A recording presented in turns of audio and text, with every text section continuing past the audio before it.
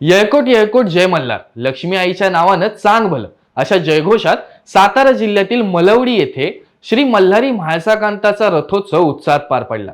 सालाबाद प्रमाणे भंडारा खोबऱ्याची उधळण करीत भक्तांच्या अलोट गर्दीत हा वार्षिक रथोत्सव साजरा होत असतो।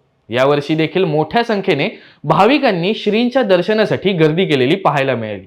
देवाची घोडी, सनई हलगीचे ताफे तसेच वाद्यवृंदांच्या सहभागाने रथाची ग्राम प्रदक्षिणा पार पडली। यावेळी भाविकांचा मोठा उत्साह पाहायला मिळाला।